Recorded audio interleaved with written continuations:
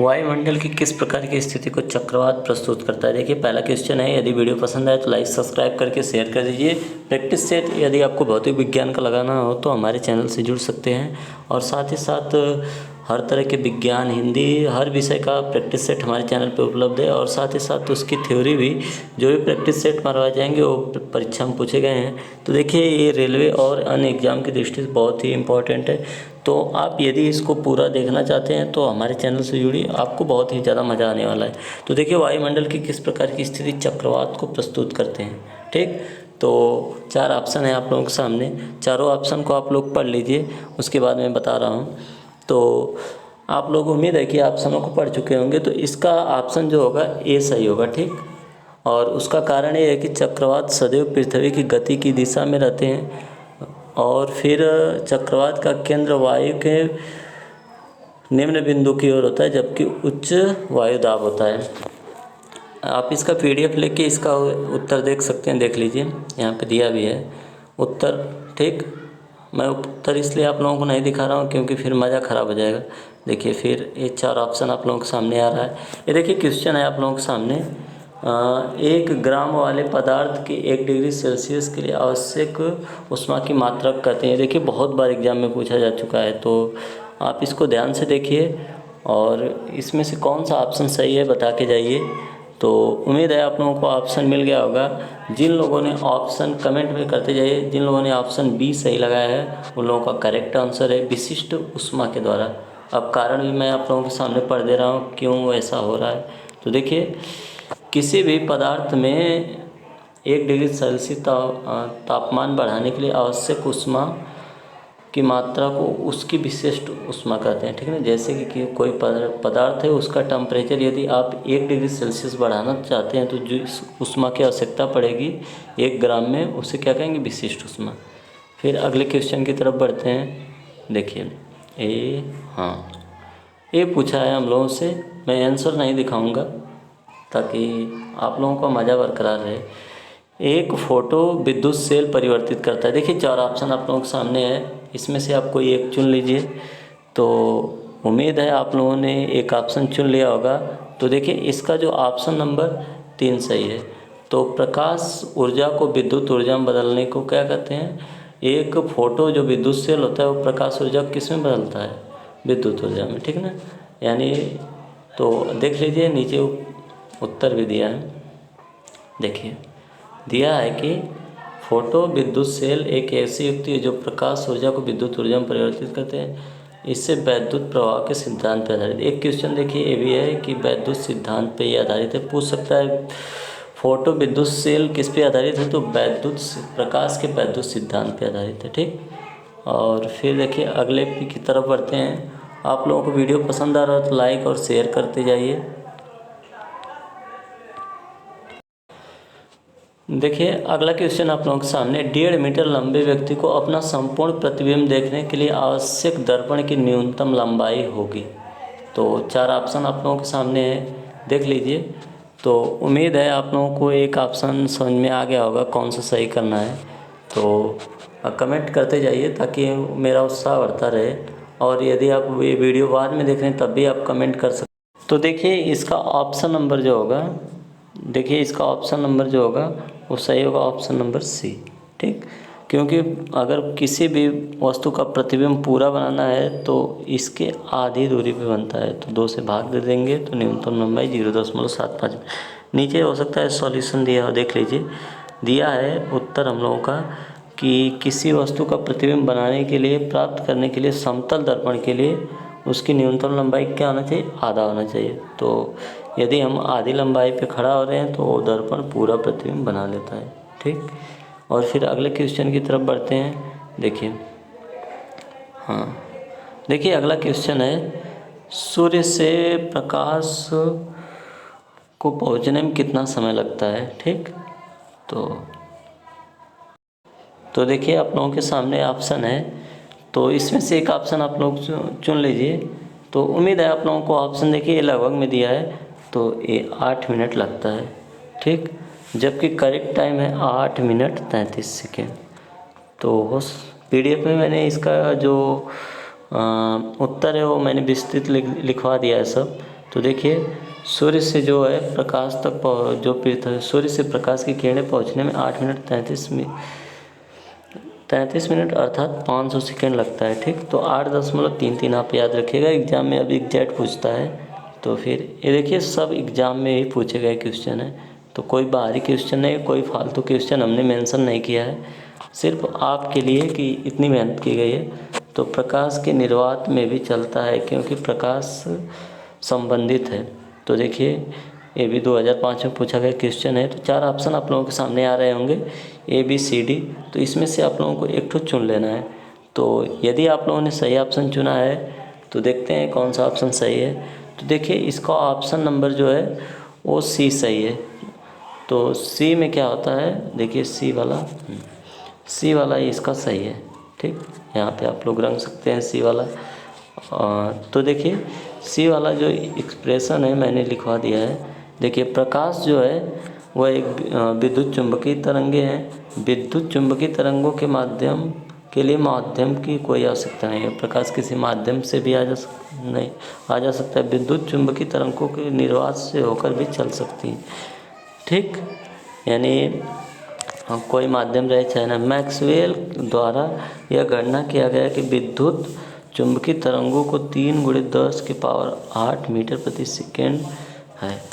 जो विद्युत तरंगे हैं उनकी चाल यही है जो कि प्रकाश की निर्वात में चाल है।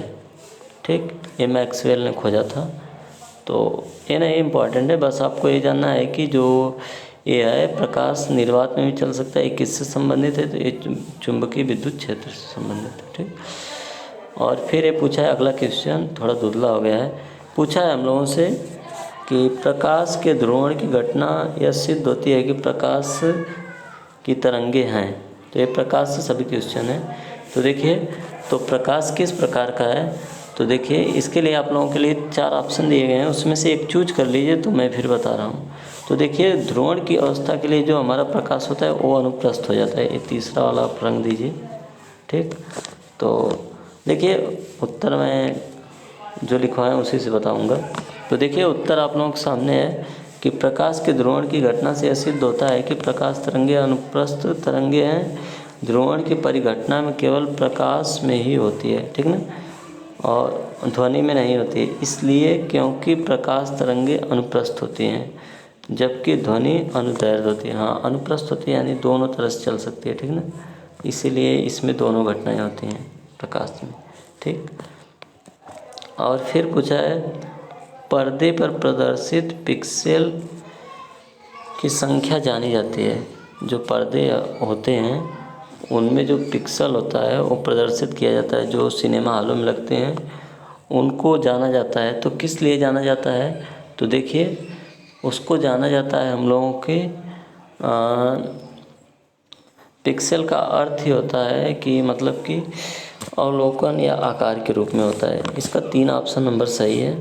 ठीक, तो इसका मैं आप लोगों को विस्तार से उत्तर दे रहा हूँ। ये भी 2000 में पूछा गया है, 2008 में।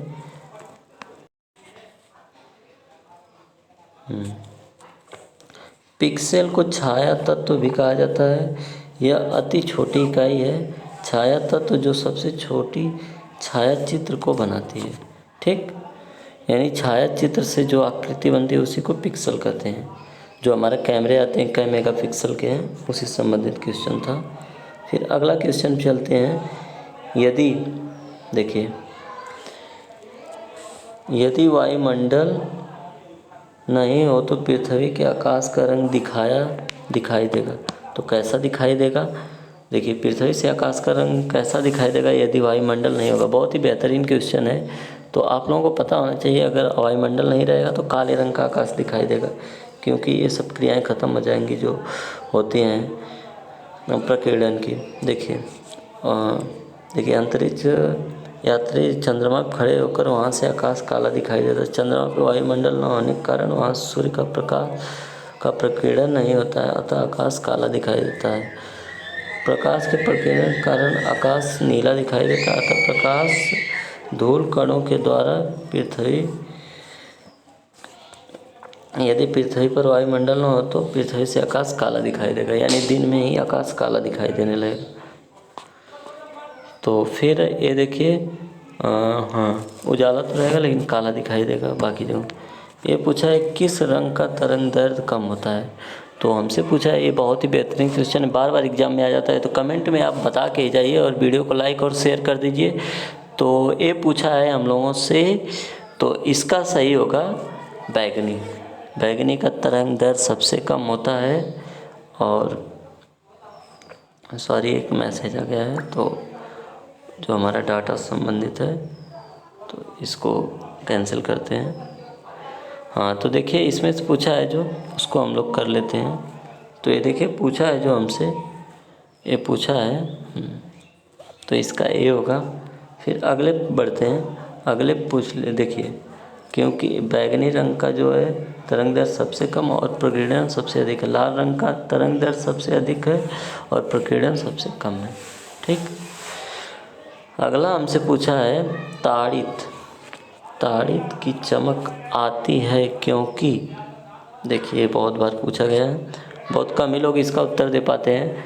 ताड़ित की चमक और उसकी गर्जन सुनाई फिर पहले देती है क्यों। ताड़ित का अर्थ है कि जो बिजली, आकाशीय बिजली होती है, उससे पूछ लिया है क्वेश्चन। ठीक, तो 4 ऑप्शन दिया है, तो इसमें से आप लोग जान ही सकते हैं कि प्रकाश की गति ध्वनि की गति से क्या होती है, अधिक होती है, इसलिए ऐसा होता है। देखिए वही लिखा भी। पीली रोशनी एक गहरी नीली वस्तु कैसी दिखाई देगी। जब पीली रोशनी रहेगी तो एक गहरी नीली वस्तु कैसी दिखाई देगी। तो देखिए जो गहरी नीली वस्तु रहेगी वो हमको दिखाई देगी काली, क्योंकि पीला और नीला को मिलाते हैं तो कौन सा रंग बनता है, काला। आपको उम्मीद है क्लियर होगा। और फिर आगे बढ़ते हैं, आगे हमसे पूछ लिया है, देखिए ये पूछा है हमसे कि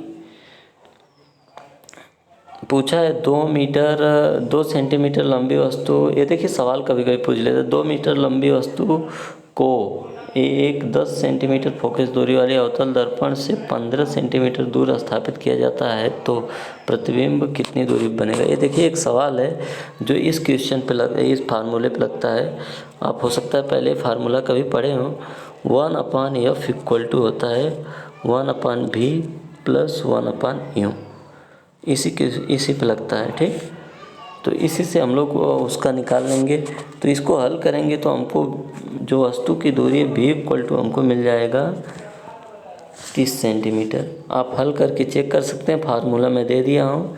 देखिए यहाँ पे हो जाएगा f का मान 10 हो जाएगा फोकस दूरी f का, इस f का मान, और फिर देखिए u का मान जो इसका मान होगा वो हो जाएगा 15। तो आप निकाल सकते हैं सिंपली पक्षांतर करके हल कर लीजिएगा, आपको उत्तर मिल जाएगा। उम्मीद है आपको वीडियो पसंद आई होगी। यदि पसंद आई है तो चैनल को लाइक सब्सक्राइब करके शेयर कर दीजिए।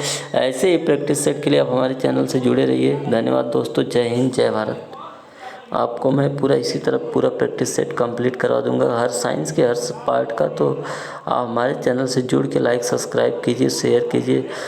बस आप लोगों का सपोर्ट और प्यार ही हम लोगों को आगे ले जाएगा। धन्यवाद दोस्तों, जय हिंद जय भारत।